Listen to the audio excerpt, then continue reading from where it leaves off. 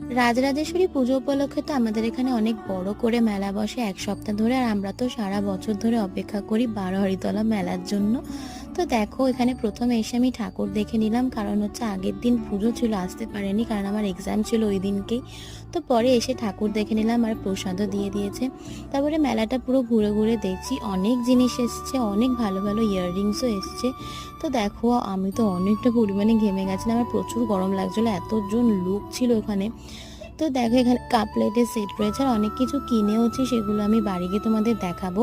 আর নাগরদোল্লা দেখলে তো এখন লিটারেলি ভয় করে। তো তারপরে হচ্ছে এই আইসক্রিমগুলো খেয়ে নিলাম।